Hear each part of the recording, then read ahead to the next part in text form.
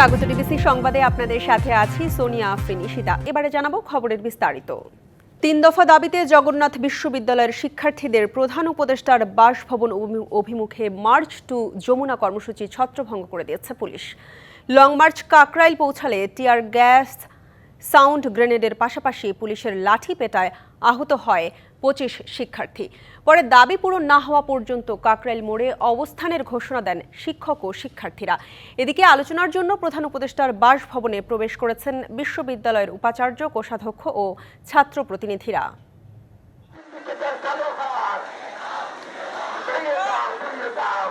বুধবার বেলা 11:30টায় পূর্ব ঘোষিত ৩ দফা দাবিতে লং মার্চ ফর যমুনা শুরু করে শিক্ষার্থীরা। তাঁতিবাজার ও 0 পয়েন্ট পেরিয়ে এসে পুলিশি বাধার মুখে পড়ে মৎস্য ভবনের সামনে।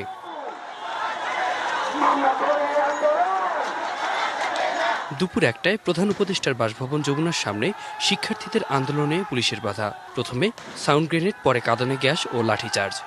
এতে আহত হন বেশ কয়েকজন শিক্ষার্থী।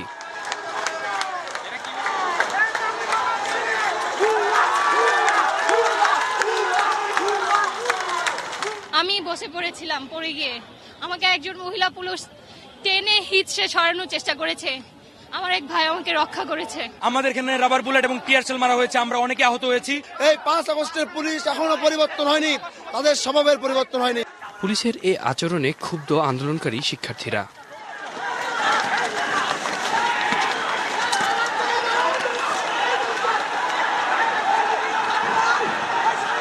ওরা অতর্কিত হামলা চালায়, টিয়ার সেল নিক্ষেপ করে, আরো নানাভাবে আঘাত করে, তারা আমাদেরকে লাঠিচার্জ পর্যন্ত করে। আমাদের যে 3টা দাবি আছে, সেই 3টা দাবির মধ্যে কোন দাবিটা অযৌক্তিক সেটা একটু আপনারা বলেন। শিক্ষার্থীদের উপর পুলিশের চড়াও হওয়ার ঘটনায় নিন্দা জানান শিক্ষকরাও। ডক্টর জানান হাসপাতালে চিকিৎসাধীন বেশ কয়েকজন শিক্ষার্থী। আমার শিক্ষার্থীদের পক্ষ থেকে কোনো প্রকারের কোনো হইচই ছিল না। সম্পূর্ণ অজ্ঞাত কারণে আমার শিক্ষার্থীদের উপরে সেখানে সাউন্ড গ্রেনেড নিক্ষেপ করা হয়েছে, কাঁদানে গ্যাস নিক্ষেপ করা হয়েছে। সেই হামলার প্রেক্ষিতে এখন পর্যন্ত শিক্ষার্থীরা শান্তিপূর্ণভাবে তারা বিভিন্ন দাবির পক্ষে অনড় অবস্থান নিয়েছে এবং এখানে অবস্থান করছে। আতিক মেজবা লগ্ন, ডিবিসি নিউজ, ঢাকা। আলোচনার জন্য প্রধান উপদেষ্টার বাসভবনে প্রবেশ করেছেন জগন্নাথ বিশ্ববিদ্যালয়ের উপাচার্য, কোষাধ্যক্ষ ও ছাত্র প্রতিনিধিরা। এর আগে শিক্ষার্থীদের লং মার্চে বাধা দেয় পুলিশ, আহত হয় অন্তত 25 জন। এ নিয়ে আরও বিস্তারিত জানাতে আমাদের সাথে যুক্ত হচ্ছেন সহকর্মী আতিক মেজবা লগ্ন। যমুনার ভেতরে যারা গেছেন তাদের সাথে যোগাযোগ করা সম্ভব হয়েছে কিনা, আর আহতদের কি অবস্থা, সবশেষ বিস্তারিত তথ্য জানাবেন। এই মুহূর্তে যারা যমুনার ভিতরে গিয়েছেন, অর্থাৎ প্রধান উপদেষ্টার বাসভবনের ভিতরে ঢুকেছেন, তো সেই জায়গাটাতে কিন্তু আমরা দেখেছি যে আরও নতুন কিছু প্রতিনিধি গিয়েছেন, অর্থাৎ শিক্ষক সমিতির সাধারণ সম্পাদক যিনি রয়েছেন তাকেও আমরা কিছুক্ষণ আগে প্রবেশ করতে দেখেছি। এবং জায়গাটাতে নতুন করে সেনাবাহিনী মোতায়েন হয়েছে। নতুন করে কার সাথে বসেছেন বা কে সেখানে আলোচনা করছেন সে বিষয়টা আমরা এখন পর্যন্ত জানতে পারিনি। তবে এই মুহূর্তে আমি যাদেরকে নিয়ে দাঁড়িয়েছি তাদের মধ্যে জগন্নাথ বিশ্ববিদ্যালয়ের সক্রিয় ছাত্র সংগঠন ছাত্র দলের সদস্য সচিব রয়েছেন আমাদের সাথে। তিনি কিন্তু সেই ধাওয়া পাল্টা ধাওয়ার সময় আহত হয়েছেন। আপনার কাছে জানতে চাই ভেতরের কোনো সংবাদ আছে নাকি, এবং সর্বশেষভাবে আপনারা আসলে কি পদক্ষেপ নিতে চাচ্ছেন? আমরা যতটুকু শুনেছি, ভেতরে বিসি স্যার, ট্রেজারার ম্যাডাম এবং সর্বশেষ শিক্ষক সমিতির সাধারণ সম্পাদক রইজুদ্দিন স্যার গিয়েছেন। ওইখানে আলোচনা চলছে। আলোচনায় কি বার্তা আসে এখনও আমরা জানি না, আমরা তার অপেক্ষায় রয়েছি। আর জগন্নাথ বিশ্ববিদ্যালয় আন্দোলনে কখনো পিছু পা হয়নি। অতি দ্রুত আমাদের দাবি মেনে না নিলে আমরা এই অবস্থান থেকে সরব না, কোনোভাবেই সরব না। আমরা শুনছিলাম একদম অনড় অবস্থানের কথা, যে অবস্থানের কথা আসলে আপনি বলছিলেন। এই যে অনেকে আহত হয়েছে, আহতদের জন্য আপনাদের ছাত্র সংগঠনের পক্ষ থেকে কোনো দেখভাল করার মতো কোনো বিষয় রয়েছে কিনা? আহতদের দেখার জন্যে এবং খোঁজখবর নেওয়ার জন্যে আমাদের কেন্দ্রীয় সংসদের নেতৃবৃন্দ গিয়েছেন। তারপরেও সেটা খুবই অপ্রতুল, কিন্তু অতি দ্রুত ছাত্রদলের পক্ষ থেকে ব্যবস্থা নেওয়া হবে। যেমনটা আসলে আমরা শুনছিলাম যে আসলে সবাই আশাবাদী হয়ে আছেন ভেতরে যে মিটিংটা চলছে, আলোচনা চলছে, সেই আলোচনার সর্বশেষ সংবাদটি জানার জন্য। সেখান থেকে প্রতিনিধিরা ফেরত আসলে আসলে আমরা জানাতে পারবো যে সর্বশেষ কি সিদ্ধান্ত হয়েছে। তো ঈশিতা, এই ছিল এখান থেকে সর্বশেষ। ঈশিতা লগ্ন, ধন্যবাদ আপনাকে। এদিকে ডিপ্লোমা নার্সিংকে ডিগ্রির সমমানের দাবিতে রাজধানীর শাহবাগ মোড়ে সড়ক অবরোধ করেছেন ডিপ্লোমা নার্সিং শিক্ষার্থীরা। সেখানে আছেন সহকর্মী ইকবাল অনেক, বিস্তারিত জানাতে যুক্ত হচ্ছে তার সাথে।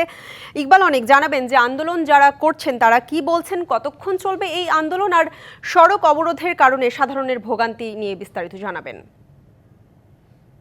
শাহবাগে হচ্ছে ডিপ্লোমা নার্স ইনস্টিটিউটের যে শিক্ষার্থীরা রয়েছেন তারা দুপুরের পর থেকে আন্দোলন করছেন। তারা কিন্তু একটি দাবিতে আন্দোলন করছেন, তাদের যে ডিপ্লোমা কোর্সটি রয়েছে সেটি ডিপ্লোমা মান ডিগ্রির সমমান দেওয়ার জন্য কিন্তু তারা দীর্ঘদিন থেকে এই দাবিটি করছেন। আজকে কিন্তু দুপুরের পর থেকে কিন্তু তারা শাহবাগে অবস্থান নিয়ে তাদের দাবি আদায়ের জন্য অবস্থান কর্মসূচি পালন করছেন। এখন যে শিক্ষার্থীরা আন্দোলন করছেন তাদের সঙ্গে আমরা একটু কথা বলে জানার চেষ্টা করব তাদের এই দাবি দেওয়ায় কোনো আশ্বাস এখন পর্যন্ত এসেছে কিনা।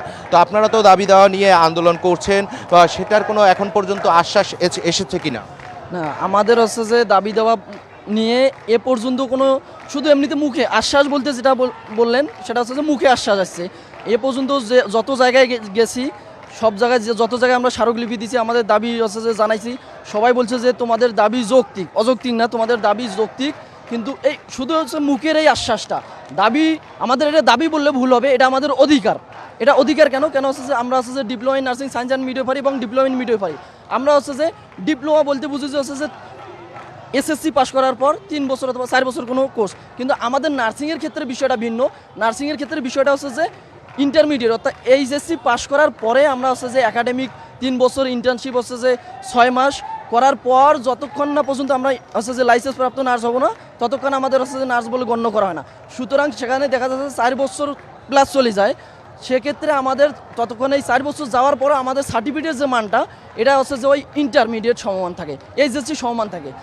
আমরা তাহলে কি হচ্ছে যে এই যে 4 বছর আমি তো হচ্ছে যে ওই সার্টিফিকেট আগেই পাচ্ছি, 4 বছর আগেই পাচ্ছি, তাহলে আমাকে কেন পুনরায় 4 বছর লেখাপড়া করার পরেও, ইংলিশ মিডিয়ামে লেখাপড়া করার পরেও শতকরা হচ্ছে যে 60% মার্ক নিয়ে পাশ করার পরে, ইন্টার্ন করার পরে, লাইসেন্স পরীক্ষায় 60% মার্ক নিয়ে পাশ করার পরে আবার আমি এই 4 বছর পরে কেন আবার হচ্ছে যে আমি ইন্টারমিডিয়েট সার্টিফিকেট সমান থাকবো? আপনাদের দাবিটা কি ছোট্ট করে একটু বলবেন, আপনারা কি দাবি নিয়ে দাঁড়াইছেন এখন এখানে? আমাদের দাবি হচ্ছে যে এইচএসসি পাস করার পর ভর্তি যুদ্ধের মাধ্যমে আমরা হচ্ছে যে নার্সিং প্রতিষ্ঠানে, নার্সিং ইনস্টিটিউট অথবা কলেজে ভর্তি প্রতিষ্ঠানের ভর্তি পরীক্ষার মাধ্যমে আমরা ভর্তি হই। এবং এখানে দেখা যাচ্ছে একটা বিষয় যে না আজকে কি দাবিতে এখন পর্যন্ত আপনারা আন্দোলন করছেন? আমাদের এক দফা দাবি হচ্ছে যে diploma in nursing science and midwifery এবং ডিপ্লোমা ইন মিডওয়াইফারি এই কোর্স দুটিকে ডিগ্রি সমমান দিতে হবে। ধন্যবাদ আপনাকে। তো ঈশিতা শুনছিলেন যে এখানে যে শিক্ষার্থীরা আন্দোলন করছেন যে তাদের যে ডিগ্রি, মানে যে তাদের যে ডিপ্লোমা ডিগ্রিটি রয়েছে সেটিকে ডিগ্রির সমমান দিতে হবে, এই দাবিটি নিয়েই তারা কিন্তু অবস্থান কর্মসূচি পালন করছেন শাহবাগে। তো এই ছিল আমার কাছে শাহবাগ থেকে সবশেষ অবস্থা। অনেক ধন্যবাদ আপনাকে। আর একজন ছাত্রদল কর্মীও হামলার শিকার হলে অন্তর্বর্তী সরকারের বিরুদ্ধে কঠোর আন্দোলন গড়ে তোলার হুঁশিয়ারি দিয়েছে ছাত্রদল। সংগঠনের ঢাকা বিশ্ববিদ্যালয়ের শাখার নেতা শাহরিয়ার আলম সাম্য হত্যার প্রতিবাদে বিক্ষোভ মিছিল শেষে এই হুঁশিয়ারি দেন নেতারা। এ সময় ঢাকা বিশ্ববিদ্যালয়ের ভিসি ও প্রক্টরের পদত্যাগ দাবি করেন তারা। এদিকে সাম্য হত্যার ঘটনায় আগামীকাল শোক পালন করবে ঢাকা বিশ্ববিদ্যালয়ে। মঙ্গলবার মধ্যরাতে রাজধানীর সোহরাওয়ার্দী উদ্যানে ঢাকা বিশ্ববিদ্যালয়ের শিক্ষার্থী সাম্যকে হত্যার প্রতিবাদে দুপুরে বিক্ষোভ করে ছাত্রদল।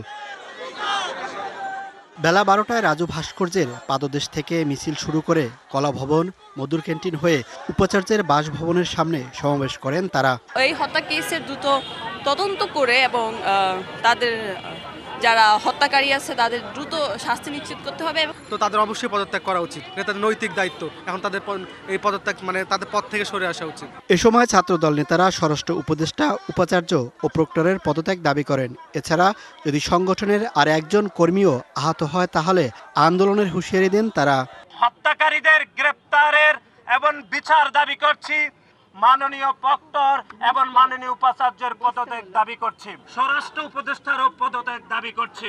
যদি আগামীতে এই রাজধানী ঢাকা সহ সারা বাংলাদেশে একজন ছাত্র দলের নেতা কর্মী আক্রান্ত হয় এবং ইন্টারিম সরকার যদি কোনো ব্যবস্থা না নেয়, আমরা সরাসরি সেই সরকারের পদত্যাগের দাবিতে ছাত্রদল রাজপথে নামবে। 2016 সালে মাকে হারানো সাম্য 4 ভাইয়ের মধ্যে সবার ছোট। খবর শুনে গ্রাম থেকে ছুটে আসেন তার খালা, ভেঙে পড়েন কান্নায়। সাম্যর 4টা ভাই, বাবা আছে। দুপুরে বিশ্ববিদ্যালয় মসজিদে জানাজা শেষে সাম্যর মরদেহ নেওয়া হয় গ্রামের বাড়িতে। মঙ্গলবার রাতে বিশ্ববিদ্যালয় এলাকায় সাম্যকে ছুরিকাঘাত করে একদল দুর্বৃত্ত। পরে সহপাঠীরা তাকে ঢাকা মেডিকেলে নিয়ে গেলে চিকিৎসক মৃত ঘোষণা করেন। সাম্য হত্যায় 7 সদস্যের তদন্ত কমিটি গঠন করেছে বিশ্ববিদ্যালয় প্রশাসন। Mohaiminul Khan Apu, DBC news, Dhaka. শিক্ষার্থীদেরই ঠিক করতে হবে তারা কেমন ভবিষ্যৎ আর কেমন বিশ্ব চান। চট্টগ্রাম বিশ্ববিদ্যালয়ের ৫ম সমাবর্তনে এমন মন্তব্য করে প্রধান উপদেষ্টা ডক্টর মোহাম্মদ ইউনূস বলেছেন, সবাই সবকিছু মেনে নিয়ে গর্তের মধ্যে ঢুকে থাকলে কোনো পরিবর্তন আসবে না। ব্যবসা কেন্দ্রিক এই সভ্যতা টিকবে না মন্তব্য করে নতুন পৃথিবী গড়ার আহ্বান জানিয়েছেন নোবেলজয়ী এই অর্থনীতিবিদ। এই আনন্দ উল্লাস চট্টগ্রাম বিশ্ববিদ্যালয়ের ৫ম সমাবর্তন ঘিরে। এমন উপলক্ষের জন্য অপেক্ষা করতে হয়েছে ৯ বছর। শিক্ষা কার্যক্রম শেষ হলেও বহু গ্র্যাজুয়েটের প্রাণ পড়েছিল প্রিয় ক্যাম্পাসে। সেই মাহেন্দ্রক্ষণ যখন এলো, তখন সাথে বাড়তি পাওয়া সরকার প্রধান বিশ্ববরেণ্য ব্যক্তিত্ব নোবেলজয়ী ডক্টর মোহাম্মদ ইউনূস। এবারের সমাবর্তনের প্রধান অতিথি ও সমাবর্তন বক্তা তিনি। বুধবার দুপুরে প্রধান উপদেষ্টা যখন সমাবর্তন স্থলে উপস্থিত হন, তখন গ্র্যাজুয়েট ও বিশ্ববিদ্যালয় পরিবারের পাশাপাশি যেন অন্য এক অনুভূতিতে আবেগ আপ্লুত ডক্টর ইউনূসও। কারণ এটি যে তারও বিশ্ববিদ্যালয়। এই বিশ্ববিদ্যালয়ের কাছে কৃতজ্ঞ, যেহেতু বিশ্ববিদ্যালয় আমাকে জায়গা দিয়েছিল এখানে আসার জন্য। সমাবর্তন বক্তার ভাষণে শিক্ষার্থীদের ভবিষ্যৎ সম্পর্কে ঠিক করে নতুন বিশ্ব গড়ার আহ্বান জানান প্রধান উপদেষ্টা। বলেন, সবাই সবকিছু মেনে নিয়ে গর্তের মধ্যে ঢুকে গেলে কোনো পরিবর্তন আসবে না। নিজের মনের একটা স্বপ্ন থাকতে হবে, এটাই আমার আবেদন, যে আমরা কী ধরনের বিশ্ব চাই, কী ধরনের সমাজ চাই, কী ধরনের সংসার চাই, কী ধরনের শিক্ষা ব্যবস্থা চাই। এগুলো আমার মনের মাধুরী মিশিয়ে আমাকে বের করে নিতে হবে। গর্তের মধ্যে ঢুকে গেলাম, যা আছে সেটা মেনে নিলাম, তাহলে কিছুই পাল্টাবে না, কিছুই পরিবর্তন হবে না। বর্তমান সভ্যতাকে ব্যবসা কেন্দ্রিক আত্মঘাতী সভ্যতা উল্লেখ করে প্রধান উপদেষ্টা বলেন, অর্থনীতি হতে হবে মানুষকে কেন্দ্র করে। আমরা এক ব্যবসা কেন্দ্রিক সভ্যতা গড়ে তুললাম। আমরা এই সভ্যতা আত্মঘাতী সভ্যতা, এটা টিকবে না। যে অর্থনীতির ভিত্তি হবে মানুষ, যে অর্থনীতির ভিত্তি হবে তার ভবিষ্যৎ পরিকল্পনা, ভবিষ্যৎ চিন্তাধারা, কীভাবে সে নিজেকে আবিষ্কার করবে, আবিষ্কার করার প্রবণতা। অনুষ্ঠানে প্রধান উপদেষ্টা ডক্টর মোহাম্মদ ইউনূসকে সম্মানসূচক ডি.লিট ডিগ্রি দেয় চট্টগ্রাম বিশ্ববিদ্যালয়, আর সনদ দেয়া হয় প্রায় 23,000 শিক্ষার্থীকে। শিক্ষাজীবন শেষে সমাবর্তনের মধ্য দিয়ে সনদ গ্রহণ শিক্ষার্থীদের অন্যতম পাওয়া। কিন্তু এই সমাবর্তনের সবচেয়ে বড় পাওয়া বিশ্ববরেণ্য ব্যক্তিত্ব অর্থনীতিবিদ নোবেলজয়ী ডক্টর মোহাম্মদ ইউনূসের দিক নির্দেশনামূলক বক্তব্য। যে বক্তব্য শুধুই নতুন পথ দেখিয়েছে তা নয়, সফলতার নতুন স্বপ্নের বীজও বপন করেছে সবার মাঝে। মনিরুল সোহাগ, ডিবিসি নিউজ, চট্টগ্রাম বিশ্ববিদ্যালয়, চট্টগ্রাম। রাজনৈতিক দল হিসেবে জামাতে ইসলামী নিবন্ধন ফিরে পাবে কিনা এ বিষয়ে আপিল বিভাগের রায় ঘোষণা হবে 1 জুন। রায়ে জামাত নিবন্ধন ফিরে পাবে বলে আশা প্রকাশ করেছেন দলটির আইনজীবী শিশির মনির। তিনি জানান, জামাতের নিবন্ধন বাতিলের মাধ্যমে বিচার বিভাগকে রাজনীতিকরণ করা হয়েছিল। নির্বাচন কমিশন যেন দাড়িপাল্লা প্রতীক ফিরিয়ে দেয়, এ বিষয়ে আপিল বিভাগ রায়ে পর্যবেক্ষণ দেবে বলেও আশা করেন আইনজীবী। জামাতের নিবন্ধন অবৈধ ঘোষণা করে হাইকোর্টের দেয়া রায়ের বিরুদ্ধে করা আপিলের শুনানি শেষ হয়। প্রধান বিচারপতি সৈয়দ রেফাত আহমেদের নেতৃত্বাধীন 4 সদস্যের আপিল বিভাগ রায় ঘোষণার জন্য 1 জুন দিন ধার্য করেন। জামাতে ইসলামীকে দেয়া নিবন্ধন অবৈধ ঘোষণা করে 2013 সালের 1 আগস্ট রায় দেয় হাইকোর্ট।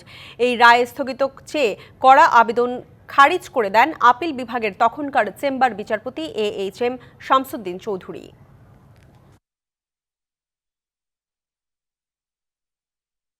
প্রতীক বাংলাদেশ জামায়াতে ইসলামী ব্যবহার করছে অনেক আগ থেকে। যে কয় সময় সংসদীয় ইলেকশন হয়েছে, সব নির্বাচনে জামায়াত ইসলামী দাড়িপাল্লা প্রতীক নিয়ে অংশগ্রহণ করেছে। শুধুমাত্র রেজিস্ট্রেশনেই যথেষ্ট নয়, তার সঙ্গে ইলেকশন কমিশন যেন আমাদেরকে দাড়িপাল্লা প্রতীকটি বরাদ্দ করে, এই মর্মে উচ্চ আদালত থেকে আমরা অবজারভেশন চাই। এখন থেকে ডলারের দাম নির্ধারণ করবে বাজার।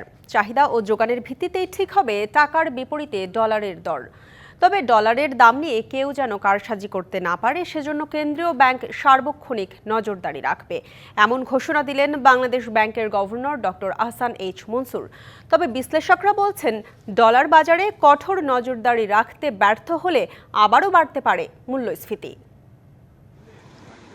অবশেষে IMF ঋণের শর্ত হিসেবে টাকার বিপরীতে ডলারের বিনিময় মূল্য বাজারের ওপর ছেড়ে দেওয়ার ঘোষণা দিল বাংলাদেশ ব্যাংক। বুধবার দুপুরে কেন্দ্রীয় ব্যাংকে আয়োজিত এক সংবাদ সম্মেলনে ভার্চুয়ালি যুক্ত হয়ে এমন ঘোষণা দেন গভর্নর ডক্টর আহসান এইচ মনসুর। বাজারে একটা ভিত্তি থাকতে হবে, বাজারের একটা পরিস্থিতি আছে যেটার ভিত্তিতে দামটা নির্ধারিত হবে। আমি চিন্তিত নই যেটা 150, 140, 160 হয়ে যাবে। এটা মোটামুটি যেখানে আছে তার আশেপাশেই থাকবে। হুঁশিয়ারি দিয়ে রাখেন, কোনোভাবেই ডলারের বাজার নিয়ে কাউকে কারসাজি করতে দেয়া হবে না, থাকবে কেন্দ্রীয় ব্যাংকের সার্বক্ষণিক নজরদারি, এমনটা জানালেন গভর্নর। বাংলাদেশের এক্সচেঞ্জে বাংলাদেশে মার্কেটে ঠিক হবে, আমাদের ইন্টারব্যাংক মার্কেটে এক্সচেঞ্জের ডিটারমিনেশন হবে। অযৌক্তিক কোনো দামে কারোর কাছ থেকে ডলার কেনার কোনো প্রয়োজন নেই, যথেষ্ট সরবরাহ আছে। এর আগে টাকার বিপরীতে ডলারের বিনিময় হার কত হবে তা ঠিক করে দিত কেন্দ্রীয় ব্যাংক। আওয়ামী লীগ সরকার দীর্ঘদিন বিনিময় হার 80 থেকে 84 টাকায় ধরে রাখে। করোনা পরবর্তী সময়ে ডলারের সংকট দেখা দিলে দফায় দফায় টাকার মান কমালে ডলারের দর বেড়ে দাঁড়ায় 125 টাকায়।